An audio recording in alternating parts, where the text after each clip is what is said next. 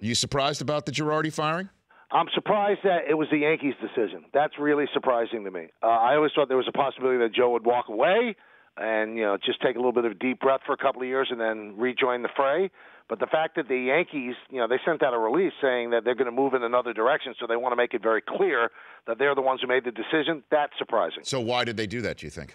Trying to read the tea leaves, I would think that either the relationship with Cashman was becoming a bit frayed or tense, or maybe the Yankee front office felt that the relationship between Joe Girardi and the players was not as good as it could be.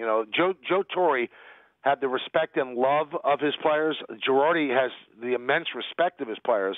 I'm not sure that there's a great affection there. Joe's not a warm and cuddly guy, and maybe because the team is so numbers and analytic driven, they felt that they needed somebody that could also have some warmth attached to it, because Joe was all about the black and white, all about the numbers. Well, I know he had that binder that always drove me nuts, that he always looked at and then made a decision that was a head-scratcher, to say the least. But when it's all said and done, there were more wins than losses.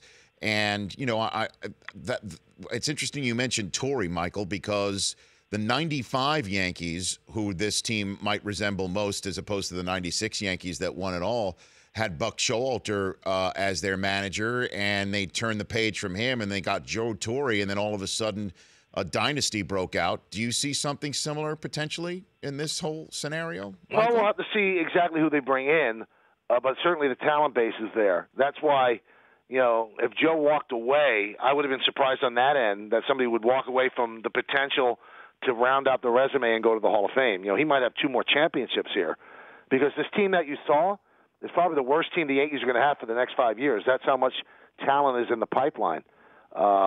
This team is primed to win championships. They are. They're built that way. But one thing I would say to you, Rich, you hated the binder. Earl Weaver and Billy Martin are not walking through that door. The next guy they hire is going to be a slave to the binder. That's who they will insist on, because this is an analytics team. This is a team that the numbers are crunched by very bright people upstairs, and those numbers are expected to be put to work by the manager. The manager does not go by the gut at all. If he has a book that says that Sabatia's ERA rises from 3.2 to 5.1 after 75 pitches, Sabathia is going to be taken out after 75 pitches, even if he looks great. We've seen it in the postseason. So the next manager is going to be a numbers-driven guy as well. For more Rich Eisen Show, tune to Audience Channel 239 on DirecTV or download the Rich Eisen Show app.